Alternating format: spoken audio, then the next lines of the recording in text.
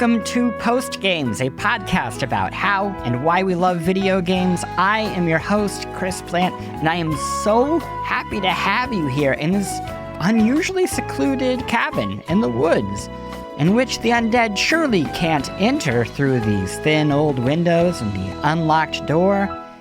30 years of Resident Evil releases, video games, movies, books, cartoons have led to this very moment. 2026 opens with the release of Resident Evil Requiem, the 9th mainline entry in the series, and the 30th entry if you include spin-offs and remakes. And the year closes with a fresh reboot of the Resident Evil films, this one by Zach Kreger, the director of Weapons and one of the most in-demand talents in Hollywood. But before we enjoy these high production cost, prestige spectacles, let us spare a moment of gratitude for the unsung hero of the franchise, the Resident Evil films hexology. Because while Resident Evil games have had high highs, the series has had its fair share of shambling low lows. And so, when we look back upon the parallel timelines of Resident Evil games and films, there is a stretch from about 2009 to 2017 in which only one set of footprints can be seen in the sand. Because that, my friends, is when the movies were carrying our beloved undead video game franchise. Why 2009? Well, that's the year that Capcom released Resident Evil 5, infamously remembered for its shallow and grotesque characterization of black zombies in its vague West African setting. Less remembered, though, is the game itself, with which its creators redirected the series from survival horror to the sepia-toned third-person cover shooter. In short, it stunk. Resident Evil 5 would break sales records and garnish glowing reviews, but its fixation on action would gradually sour fans, and by 2012 would misguide the design team into a dead end formerly known as Resident Evil 6. A new mainline Resident Evil wouldn't release for 5 years, at that point the longest hiatus for the series. During the same window of time, the films, back under the helm of original director Paul W.S. Anderson, would achieve unprecedented levels of success. Resident Evil Afterlife, the 4th entry in the film series, made with a budget of $60 million, earned a staggering $300 million. Retribution, released in 2012, the same year as Resident Evil 6, made $240 million. Now, I know, sales don't connote quality, but they do express interest. So whether or not audiences loved these films, and some people did and do, myself included, people showed up in theaters again and again and again and again and again and again. Anderson's zombie flicks, made in collaboration with star Milla Jovovich, the pair of creatives have actually been married since 2009, came to a close in 2016 with Resident Evil: The Final Chapter. The 6th entry, made on a relatively humble $40 million budget, became the most successful of the series, grossing $314 million. In total, the hexology would gross over $1.2 billion, and to this day holds 3 slots in the top 50 highest-grossing horror films worldwide. A year after the release of Resident Evil Afterlife, the final film in that 6-film series, Capcom rebooted the Resident Evil video games with Resident Evil 7. And the video game series has been thriving ever since. But across its 30-year legacy, that middle decade belonged to the movies. This week's guest is Paul W.S. Anderson, the creator of the Resident Evil film franchise. Act 1, Mortal Kombat, Resident Evil, and the birth of the video game movie. Act 2, Life of a video game movie auteur. A Patreon bonus, How to Make a Hit Video Game Movie. Paul W.S. Anderson gives us the instructions. Act 3, the news of the week, a special one. We have a guest who's going to tell you all about the Resident Evil games and where you should get started on them. And that is it. So let's get to it.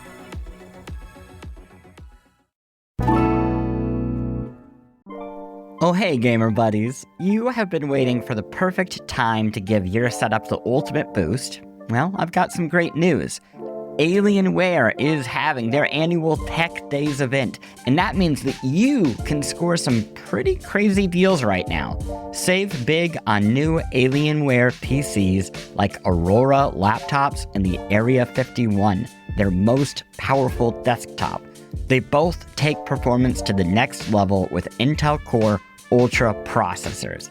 There's also some pretty serious deals on Alienware displays, accessories, and more. Check it all out at alienware.com/deals.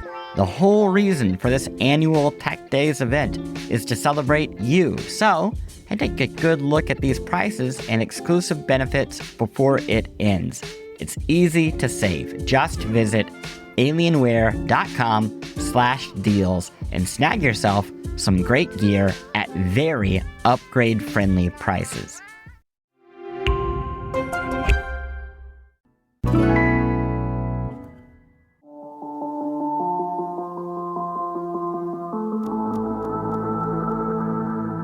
Act 1, Mortal Kombat, Resident Evil, and the birth of the video game movie. Paul W.S. Anderson began his work in the UK with the action, crime, drama Shopping, which would not only launch his career, but that of his first-time lead, Jude Law. But Anderson was always a Hollywood director at heart. After Shopping's much warmer reception stateside at Sundance, Anderson moved to LA and shortly after that directed Mortal Kombat. He would return to video games for inspiration years later with the first Resident Evil movie, which would metastasize into a grimy, gory, and gloriously profitable 6-film series. Anderson has since revived many other beloved IPs from Alien vs. Predator to The Three Musketeers, and even an adaptation of another popular gaming series, Monster Hunter.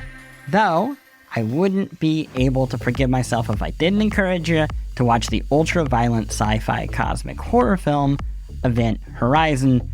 That's not the point of this episode, though. This is an episode about Paul W.S. Anderson, Resident Evil, and video games, so let's keep moving. We open the conversation with Paul's creative path to making video games into Hollywood feature films.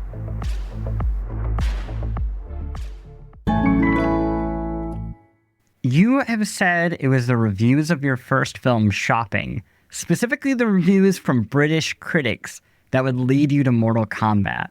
Tell me more about that. Shopping was a very controversial movie when it was made in the UK. The subject matter was ram raiding, which is where you steal a car, you drive it through a department store window, and then you kind of loot the department store and wait for the police to turn up. So, which sounds a bit kind of counterintuitive if you're trying to perform a heist.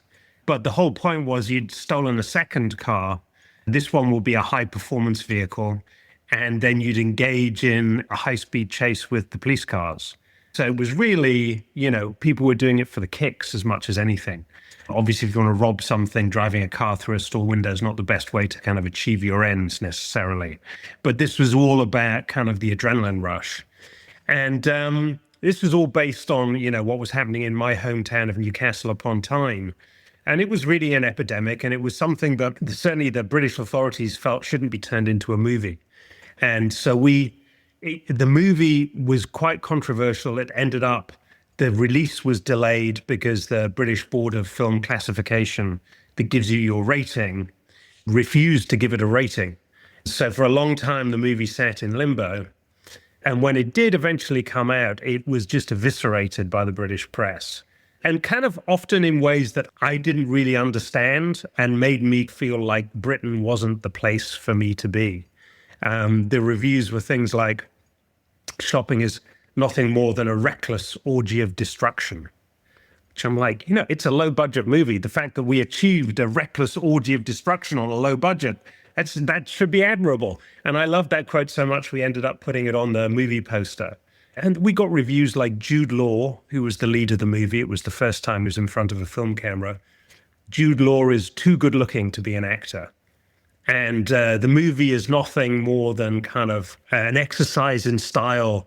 And Paul Anderson proves himself to be nothing more than the English Luc Besson, which was meant as an insult, but I loved Luc's movies. So I'm like, damn, that's great.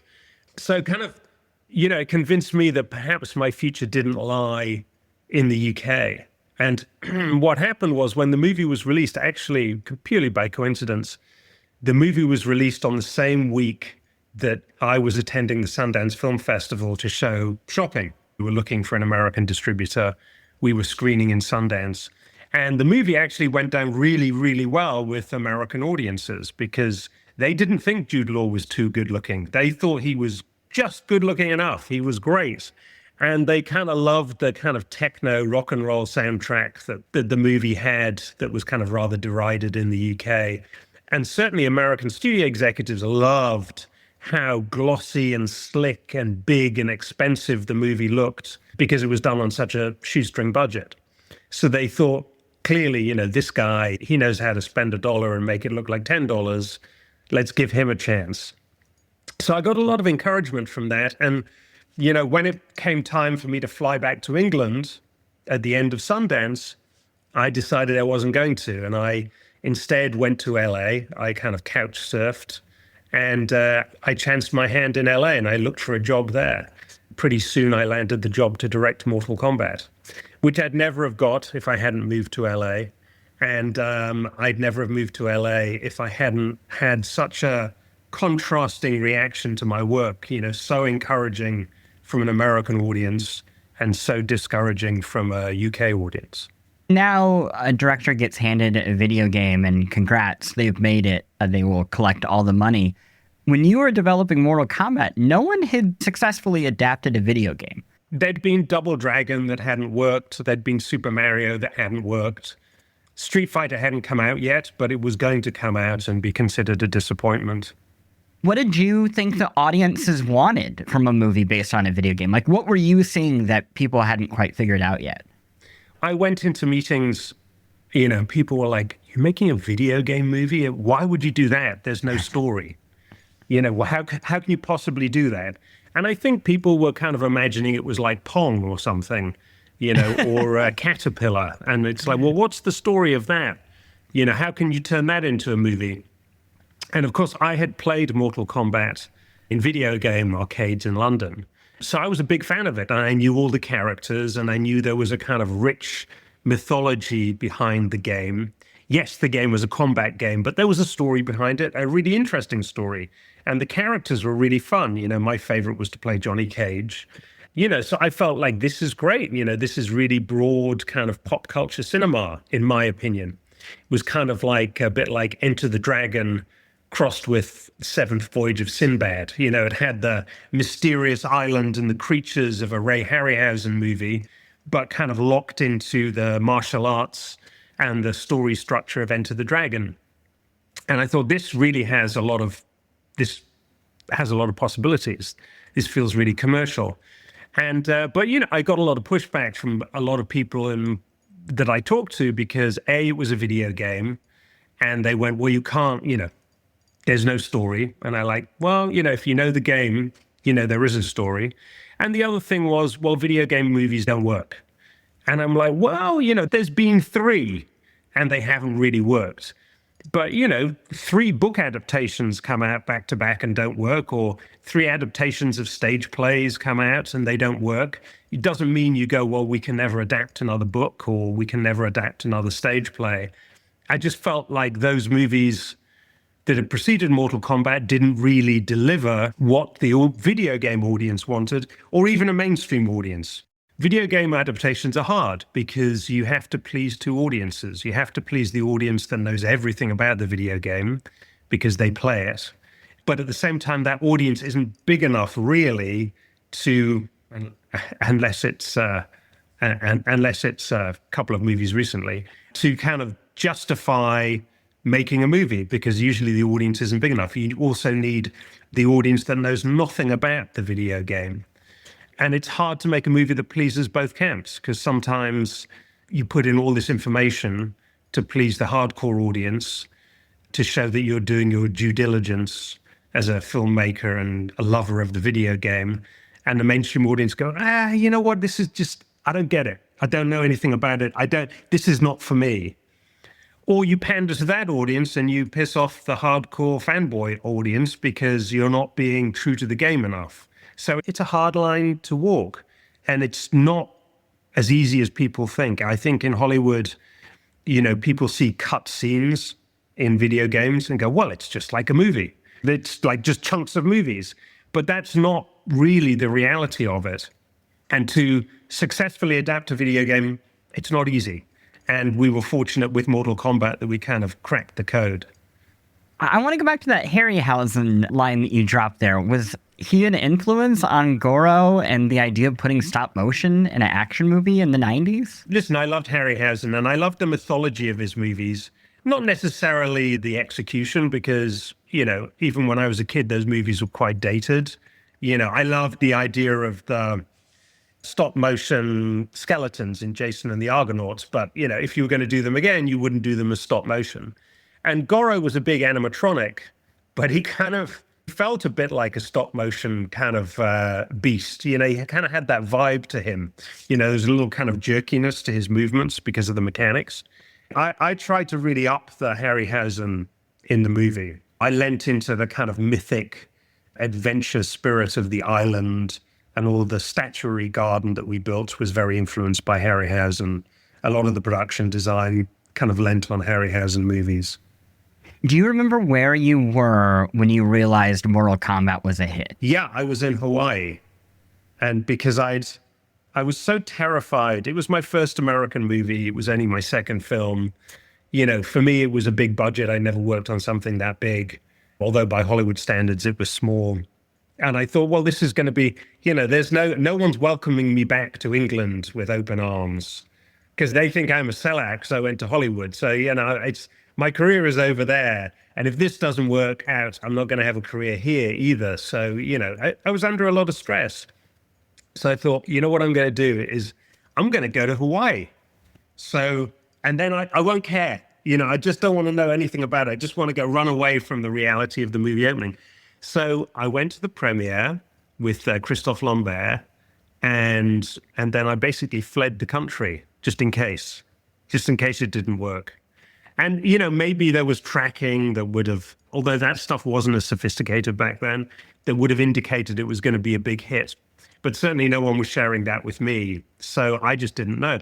So then I'm in Hawaii on Kauai, where there was like one cinema locally that was actually a film cinema. So with like reels, so that you had reel changes and everything.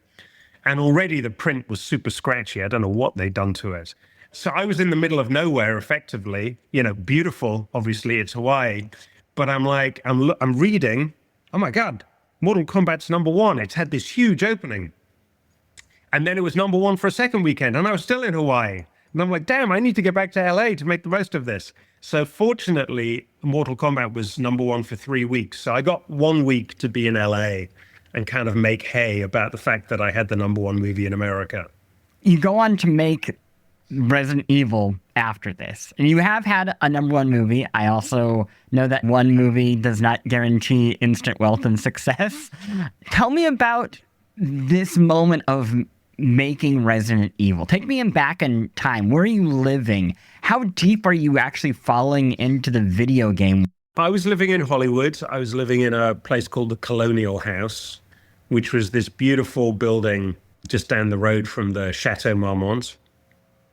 And I was living on the ground floor, and in the penthouse suite, Tim Burton was living. And I would see him in the parking lot, which was just a big thrill for me to see Tim Burton. He was very Tim Burton-esque as well. He was always like carrying a large pile of boxes or something. He hadn't made Alice in Wonderland at that point, but there was something very Alice in Wonderland about him. So I loved being in Hollywood, and I had got my first PS2 machine, and it had the vibrating controller back in the day when that was a big thing. And I played Resident Evil 1 and 2, the video games, back to back. Totally fell in love with the game. And, I'm a slow gamer. It took me probably 2 weeks to play both games, but I was so into it that I didn't check my answer machine. I didn't go out. And after 2 weeks, my friends were all very scared and worried about me because no one had seen me. And I emerged confirming their worst fears as to what had been going on with me, because I had like red eyes, I hadn't been sleeping, and I had like 2 weeks growth of beard. And I'm like, oh my God, this video game, I've got to turn it into a movie. It's amazing. And what I loved about Resident Evil, apart from the fact it was a great game, was it was clearly patterned on a series of movies that I had loved growing up. It lent very heavily on the Romero zombie movies. And then also in like Resident Evil 2, you could see that there was a big influence of John Carpenter there as well. The police station in Resident Evil 2 was very Assault on Precinct 13. And of course, the maker of the game would go on to say, yes, of course, when I met them, these were big influences on us as well. And I thought, well, this is going to make an easy adaptation, or easier than most, because it's clear what the influences are, and the influences are very, very cinematic. So it will be, it's probably a really good idea to kind of take that cinematic video game with those influences that I love, Romero and Carpenter, and port that back into being a movie. And then added to that, I loved the zombie genre, Romero, Lucio Fulci, those movies were big in Europe, not so big in America, but very big in Europe when I was a teenager. And I thought, wow, no one has made a zombie movie for 10 years. That was a big deal. People were obsessed with zombie movies. It's about time we had another zombie movie. And sure enough, that Resident Evil was the one that kind of kickstarted everything, because a year after Resident Evil, 28 Days Later came out, and then, the floodgates were kind of open, and zombies haven't stopped being in the zeitgeist since then. Yeah, I'm going to circle back in a bit to talk more about the zombie movies, but first, a question about the Resident Evil, I guess, behind the scenes. I've heard that the film was supposed to come out in October 2001. It was originally titled Resident Evil Ground Zero. The title got changed following 9/11, and that you were actually on a plane out of New York on September 11th. Is that correct? We shot the movie in 2001. It was never supposed to. It was always going to come out in 2002. And yes, it was originally titled Resident Evil Ground Zero, because the third game had come out, Resident Evil Nemesis, right? And I thought, this is kind of cool. It says Resident Evil, and then there's the title of the chapter. And the way I'd always conceived of it is, every time a Resident Evil game came out, it wasn't like Tomb Raider, where your lead was always Lara Croft. Quite often, the games would have different characters in them. It would all be in the same universe, but you'd have different characters, and sometimes different locations as well. And I thought, well, the film should be like another iteration of the video game, only this time we're going to be the prequel, and we're going to be Ground Zero. It's going to be the actual outbreak. How did it happen? Because I always found it fascinating in the first game that you're in this mansion. It's very creepy and gothic, and then underneath it you discover this high-tech laboratory and all these monsters are running around. But there's never really any explanation of how the monsters kind of started running around. What was the inciting incident that caused all this disaster? And I thought, well, for me, as a video gamer, I would love to play that game. So I would love to see that movie. And that kind of got around some narrative problems for me as well, which is I didn't want to just do a slavish adaptation of one of the video games, because, this was action horror. And in horror, you just can't give away all the secrets. If I just did a straight adaptation of the first game, and then you'd already know, if you're a fan going in, well, Wesker's a traitor, this character's going to die here, this character's going to die there. Well, there would be a real lack of suspense if we did that. Imagine watching Alien. If going into the cinema, someone told you, they all die apart from Sigourney Weaver. She's the only one to live at the end. and the aliens hiding in the escape pod with her. It's kind of like, oh, that robs that movie of a lot of its power. And, I didn't want people to know who was going to live, who was going to die. I wanted it to be shocking. So I felt I had to tell an original story. But I had to tell the story within the world of Resident Evil that the fans would recognize. And I felt like that origin story, the Ground Zero story, had never been told. So that was a great bit of mythology I could fill in with the movie. And sorry, I never really got around to the Ground Zero of it all. So we shot in 2001, and we shot kind of at the beginning of the year, and we shot most of the movie, well, all of the movie in Berlin. Because I wanted all these big, vast underground spaces, because that's where we spent most of our time. And Berlin at the time, because the Berlin Wall had only recently come down, it was a massive building site. They were building all these big projects. So there was a lot of kind of half-built structures. The railway station, for example, is a U-Bahn station that had been built where, in the wasteland where the wall was, but hadn't opened yet. So we had a whole underground station we could use. It was a wonderful city for the movie we wanted to make. There was lots of concrete. I knew I wanted lots of concrete in the movie. The only problem with Berlin was once you went above ground, plenty of creepy old mansions. But the movie had to end in Raccoon City. And there was nowhere that looked like an American city. So what we did was we kind of put a pin in the ending. And we said, well, we know we can't shoot the ending in Berlin, but we'll shoot the rest of the movie. And then once that's all edited, we'll look at it. Maybe we can save some money and we won't need the moment when she comes above ground in Raccoon City. Well, that's what the producers thought anyway, the financiers. Maybe we won't have to spend any money on that. So sure enough, we put the movie together, we watch it to the end, and it becomes really clear we need her to arrive in Raccoon City for the movie to have a satisfying conclusion, and also to tease what the next movie might be. So then we decide, well, nowhere in Germany looks like that, which is why we hadn't shot it to start with. So we're going to go shoot it in Toronto, because it's a very film-friendly city. The Canadian dollar was very weak. It kind of made a lot of sense to shoot it there rather than actually shoot it in America. So I'm going to Toronto to go scout locations.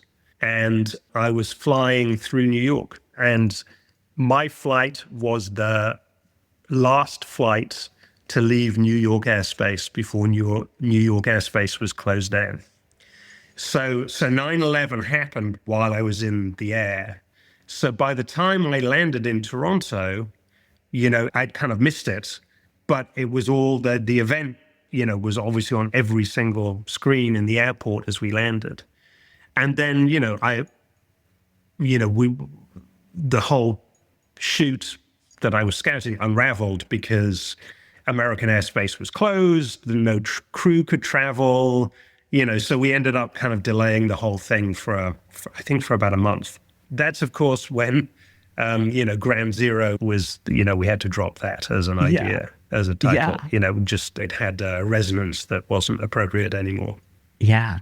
You said way, way back, alongside the release of the very first Resident Evil, that there was this need to differentiate the movie from the game. And the exact quote you had was, video games and movies are very different things. We try and give a sense of the video game in the movie, the energy, but we're not trying to recreate the video game experience in the cinema. If you want the video game experience, you should stay home and play the game.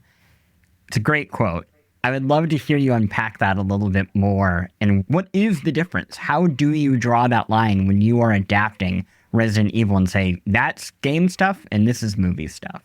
Well, I think it's important, for me anyway, to be a fan of the intellectual property. It always shocks me when, directors give interviews and go, they're doing a video game movie and go, well, I never played the game. I'm like, that's outrageous. Would you adapt War and Peace without saying, well, I never read the book. I've got the script, it was fine, I shot that. The book, I'm not interested in. I feel like it's, doing a disservice to the people who love the game and have invested, many hours and days and months worth of their time into this world for you to ignore it. So I think for me, it's very important for the people who are doing the adaptation to have a real awareness of what they're adapting. And I would say what's really important as well is the aesthetic of it. I always make sure the production designers I work with play the game or watch playouts of the game so they know what it looks like. And the director of photography knows how the camera moves. And, in a lot of video games, that overhead shot, the top-down look of a room where it's a grid, and, it's very, very important. Resident Evil going through doorways, obviously very important. Pushing through a proscenium arch into a scene. And all of those things are present in my movies because they're present in the games that I've adapted. And I make sure the entire crew are immersed with all of that as well, so that if you're a fan of the game, you really feel like the DNA of the game is built into the film that you're watching. And I think a lot of that buys you a lot of goodwill. And I saw it when I did Mortal Kombat. We built one set. It's where Liu Kang fights Reptile. We built a set that's called The Pit. And we built it exactly from the video game. The same window, the same tables, and it's exactly from the game. And I remember we were screening the movie, one guy stood up and went, "The Pit!" And the whole audience cheered. And I'm like, yeah, okay, we nailed it. That's great. So I think, there's a kind of surface visual level that you take from the games, and you should take from the games. But also there's a narrative level, obviously. Resident Evil was not a direct adaptation of one of the games, but it took place basically 6 hours before one of the games started. So it was very much the prequel. And I think that's important as well. But the experience of the interactivity of playing a game is completely different to being passive and sitting in a cinema and watching. To play a game probably takes 15 hours. For me, 48 hours a week, because I'm slow. A movie is 2 hours. They're different kind of visceral experiences. And there's a lot of trudging around in video games and solving puzzles and things. You don't want to do that in a movie. You want more of a kind of kinetic experience. So, those regards, you don't want to completely emulate the video game experience. And, one of the things, I watched Doom, the original adaptation with Dwayne Johnson. And, in the last act, there's a whole reel that goes into first-person shooter mode. And I guess the thought process was, well, that's what the video game looks like. The fans will love it. But the fans didn't love it because in a game, you're controlling it. You're making these decisions. You have an investment in it. Just watching it from a passive way, you didn't have any investment in. So visually, it was delivering what the games delivered, but viscerally, it was not.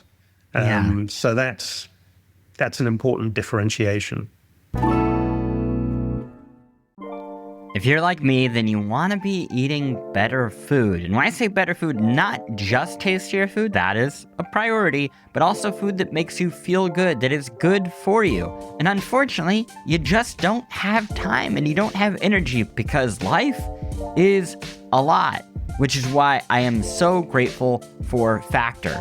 They have meals designed by chefs and dietitians, and they're just delivered right to my door. I heat it for 2 minutes and I eat. Whatever your dietary needs, they got you covered. And I know this because we have some unusual health issues in our family where my wife needs to eat more carbs, I need to eat fewer carbs, and we have been able to design our meal plan with all of that in mind. You want lean protein, you want colorful vegetables, you want whole food ingredients, healthy fats, they got that for you. My favorite meal so far is the ginger teriyaki salmon, but really you can't go wrong with over 100 rotating meals every week, ranging from all of those dietary needs, from high protein to GLP-1 support. It's always fresh, never frozen, ready in 2 minutes, basically the length of this ad. No prep, no cleanup, no mental load, and you're gonna feel good about eating better. I eat Factor. I love it. I think that you will too. So head to factormeals.com/postgames50off and use postgames50off to get 50% off your first Factor box plus free breakfast. for 1 year. Free breakfast for 1 year. You got to go do that. factormeals.com/postgames50 off or 50 off, however you want to put it, with code postgames50 off. Make healthier eating easy with Factor. Act 2, The Life of a Video Game Movie Auteur. There have been more Resident Evil movies since you started this franchise. There's one coming this year. There will be, I am sure, 10 more reboots in the next 100 years. It is a forever series now. Is there a thing specifically about Resident Evil that anybody who adapts it should keep in mind, should keep in the movie that differentiates it from just another zombie movie? Listen, that's for every filmmaker to decide when they do their adaptation. And I'm not involved in those adaptations, so that's not for me to say. You know, everyone has their own unique point of view. I do think it's like a forever franchise. I mean, the fact is the movies I made $1.3 billion theatrical, plus all the ancillaries. Once you made that much money and that many eyeballs have seen something, of course it's going to continue forever. And that's what I said to everyone when we were working on Alien versus Predator, you know, all the actors. I said, really enjoy this because you're going to be a part of this pop culture phenomena forever. Because once you make AVP and it works, because I was very confident about that movie, they're going to start making Alien movies again, and they're going to start making Predator movies again, and they're going to go on forever. And sure enough, after AVP kicked ass, they kind of rebooted the Predator franchise and the Alien franchise, and they're still going strong. So you know, it's wonderful to be a part of those big pop culture franchises. But it's certainly not for me to kind of like lay down the law as to what should and shouldn't be done. I want to go back to the very beginning with you. You were a dungeon master as a kid, or at least according to your wife in an interview. This would have been a long, long time before Stranger Things, before Critical Role, way back when Dungeons and Dragons was seen, at least in American media, as, I would say, satanic. Did you feel any stigma playing these games as a kid? The good old days. I was a nerdy kid who played Dungeons and Dragons. You know, I wasn't a jock. I was one of those kids. And those were my friends, were the people who I played Dungeons and Dragons with on a Friday night in somebody's basement. And, you know, I would always end up being the dungeon master, I guess, because I was a good storyteller. So everyone else would kind of like have the adventure, but I'd be the one kind of crafting the story. And I feel like that was a great creative basis for my career, because I feel like I'm still doing exactly the same thing I was doing when I was the dungeon master. I'm creating these elaborate worlds and stories, only now I get paid for it. So results. Yeah, it pays a little better than doing it when you're a little kid. I guess it's free pizza and soda.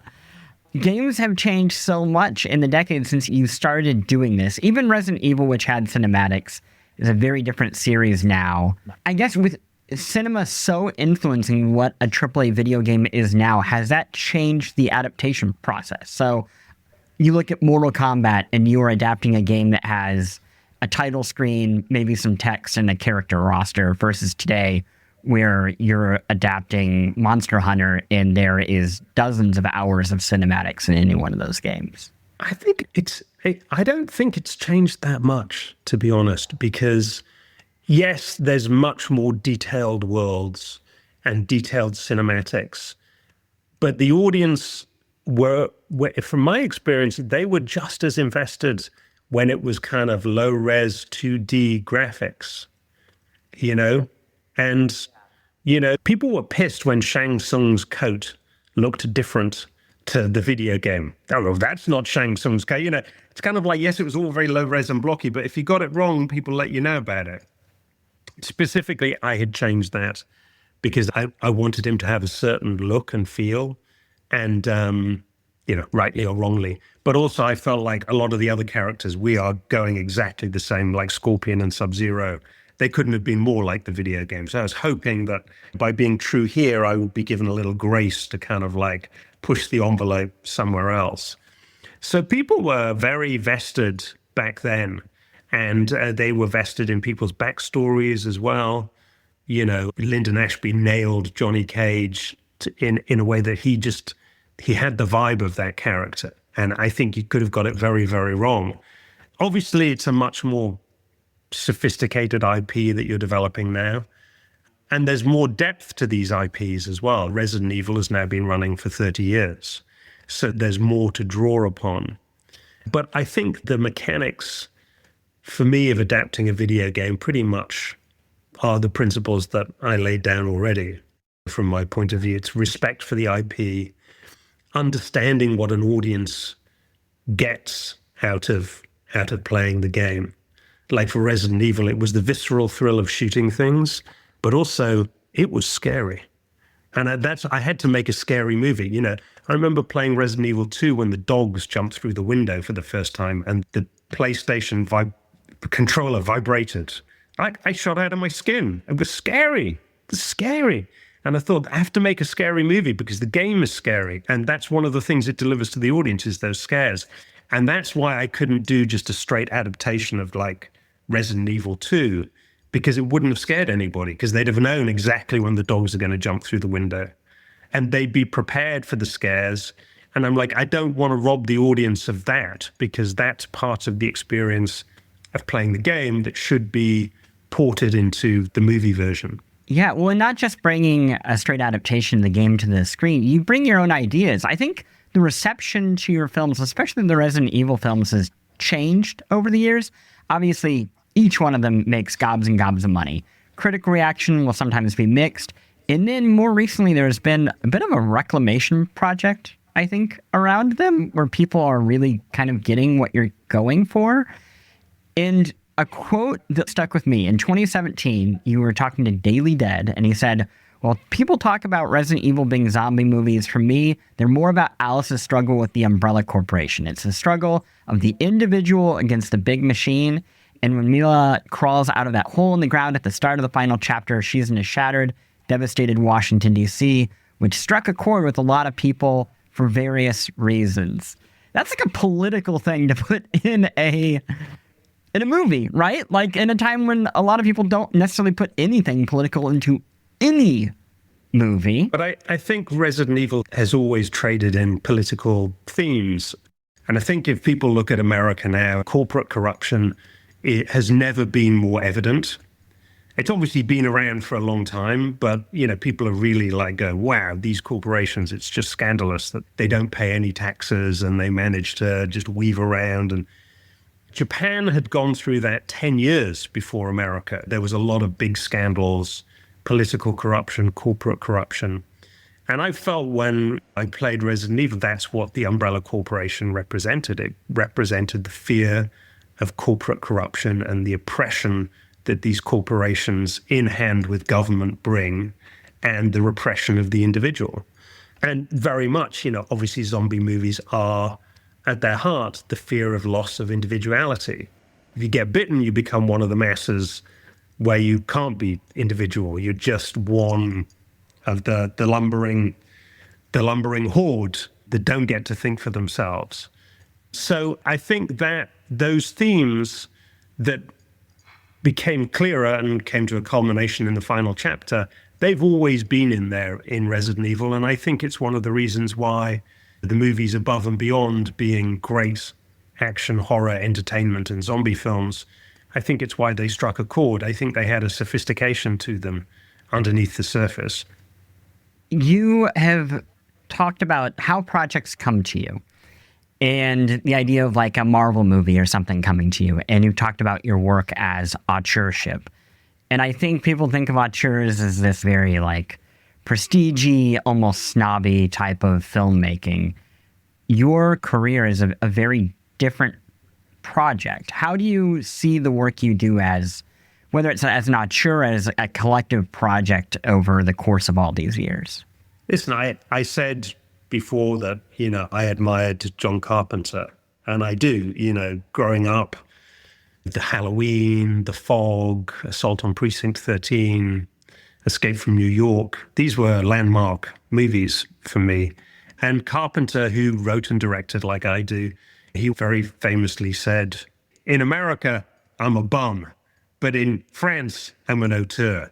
And I think they had an appreciation of him in a way that, I think a lot of kind of directors who were maybe marginalized or underappreciated in the studio system because they were just churning out these movies, but they were John Ford, not saying that I'm John Ford, but the auteurs were working in Hollywood as well. And it doesn't have to be in a kind of snobby art movie you can operate in other genres.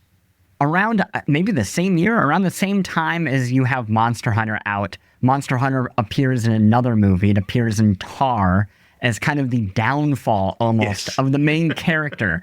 That made me laugh so hard. Yeah, what did you think of that, the use of it in that movie? I thought it was genius. I mean, I liked Tar a lot. And I thought it was really funny. But it definitely spoke to two different worlds. The world where to work on Monster Hunter is an honor, and the world where to work on Monster Hunter, you may as well just blow your brains out because everything is over for you.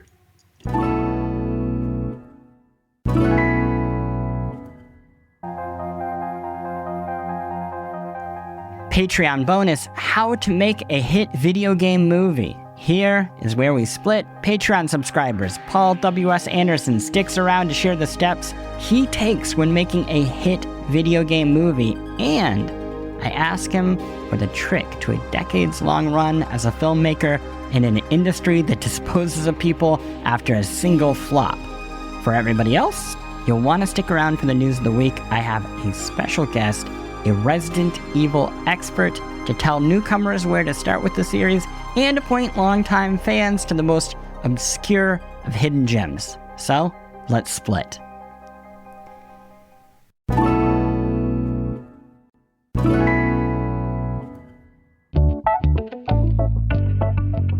Act 3, the news of the week. The big news this week is that we are getting the 9th mainline entry in the Resident Evil series. In 30 years, these don't come around often. So, to help both fans and newcomers alike, I chatted with my friend Kazuma Hashimoto. Kazuma is a video game critic, analyst, communications expert, and consultant who is currently NDA'd on his job, though I can confirm he doesn't represent Capcom, which is important considering what we're talking about. He is one of the most passionate and knowledgeable Resident Evil fans and experts alive, something that will come through immediately in the audio. Enjoy. Why do you think it's lasted this long? It's adapted to survive. Resident Evil has always changed, and if you look at Resident Evil as a series, it has always sort of defined industry trends, right? Resident Evil 1 was the first commercially successful survival horror game. Resident Evil 4 redefined third-person shooters and horror as well. Sure, Resident Evil 7 didn't invent first-person horror. I'd say where we got that genre popular was, Amnesia. But aping off of that, it was able to survive, and then they started doing their remakes.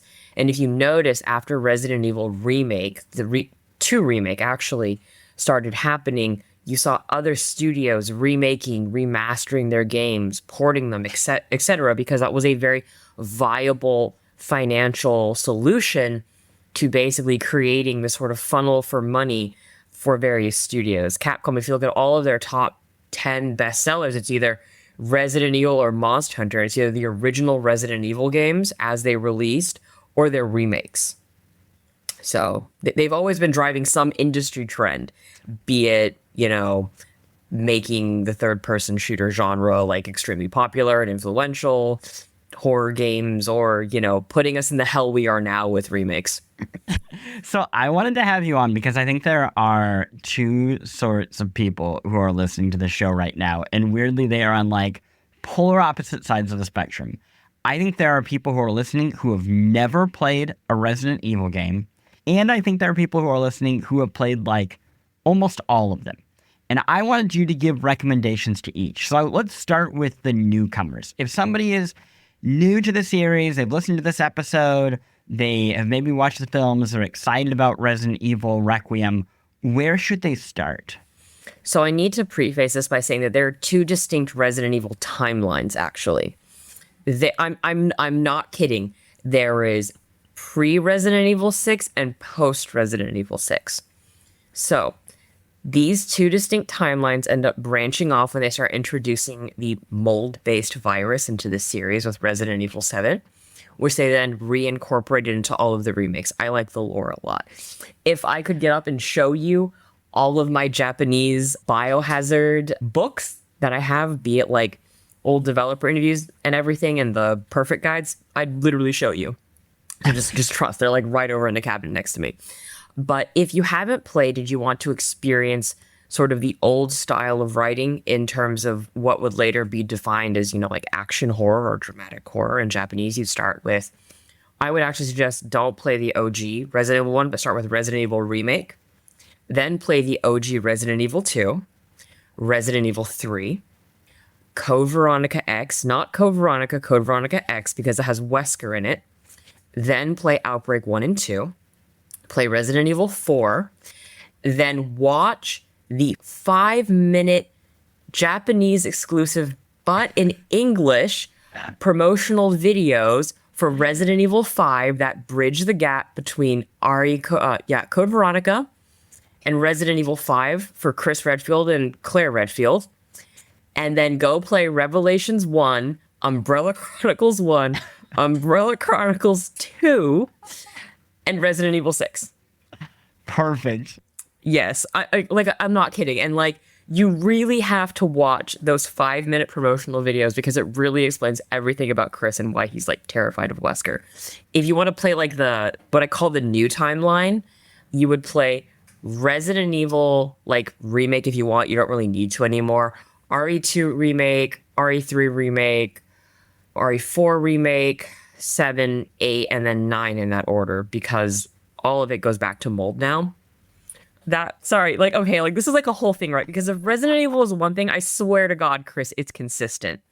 Everything always ties together, which is why I don't like the new games with the mold. But this mold virus was then further elaborated on in 8. The main antagonist of 8 or whatever, the mother Miranda, she's like, I want to bring my daughter back. I put my daughter's consciousness inside the giant mold under the village.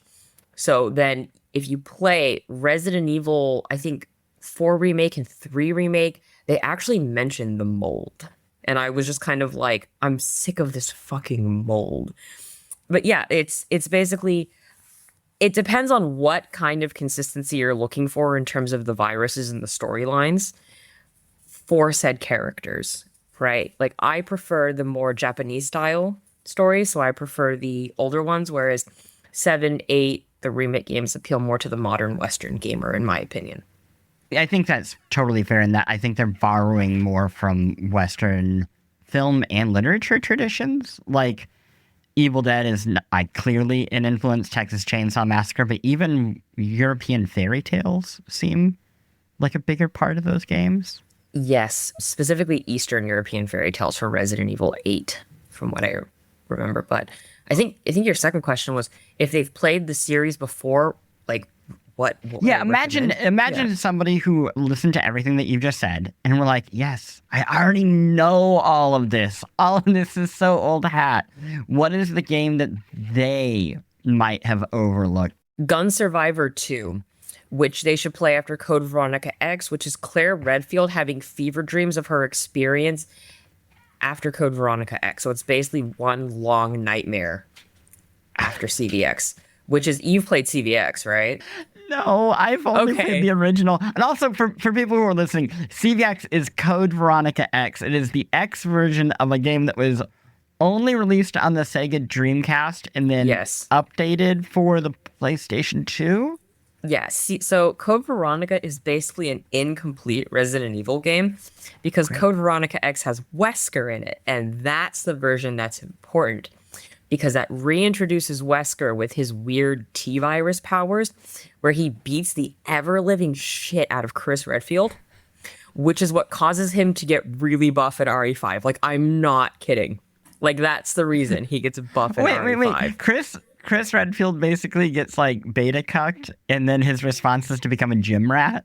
Is that canon? I'm also, while you're saying this, I pulled up, and I'll share this in the newsletter, an image of the Gun Survivor 2 Biohazard Code Veronica arcade cabinet. Yes. Which is really something special. I knew that you would deliver on this. I knew that if I asked for something, that you would name something that I literally have never heard of. And am still, despite seeing it's available on eBay for the PlayStation 2, still not convinced it's real. Convinced that these might all be fake. It is real. It is real. It is a real game that exists. Now, if you wanted to play a fun non-canon game, play Resident Evil Gaiden. In that game, it ends with Leon getting replaced by a shape-shifting BOW. Now, obviously, that's not canon, but that's really fun. That's a fun idea of Leon getting stuck on a cruise ship, and then the Leon that you leave with is not the Leon that you thought was the Leon you're playing. Yeah, Resident Evil's crazy, right? It's awesome. Oh my gosh. I love video games so much. Thank you so much for doing this and expanding people's vision. The Resident Evil Requiem really limiting the vision of a series that I'm now looking on eBay. Gun Survivor goes up to Gun Survivor 4 and at one point overlaps with Dino Crisis. So video games rock. Where can people find you in your work? You can find me on Blue Sky at kazuma.bluesky or bsky. I don't know what the thing is at the end, and then you can tell me how much you hate Resident Evil 0, and I can tell you that you're wrong. Thank you so much. I'll talk to you very soon. No problem.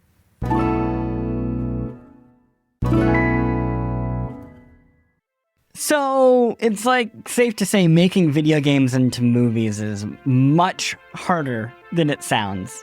Next week, you've loved video games, you have loved video game characters, but have you ever fallen in love with a character in a video game?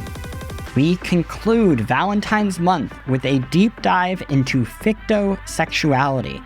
I'll be talking with one of the very few researchers to study a phenomenon that too often is reduced to stories of someone in Japan marrying an anime waifu. Romantic feelings, though, they're obviously far more complicated, and as VTubers and generative AI bots blur the line of reality from two very different ends, things are only bound to be more complicated. Until then, though, a reminder, post-game supporters get the show and the newsletter early on Fridays at 5 p.m. Eastern, usually much earlier than that. They get extra acts and bonus materials. This week, Patreon listeners got an entire extra conversation with director Paul W.S. Anderson about how to make a successful video game movie adaptation. Plus, each month, subscribers get a bonus episode in my ongoing series Past Games, in which I share deep dive histories into the gaming anniversaries of 2026. The upcoming bonus episode tells the history of the original Legend of Zelda. It is one hell of a conversation. I am so excited to share it. And that will be going live on the first Monday of next month. And no ads on anything. Subscribe to the Patreon at patreon.com/postgames for only $5. Subscribe to the newsletter for free at post.games.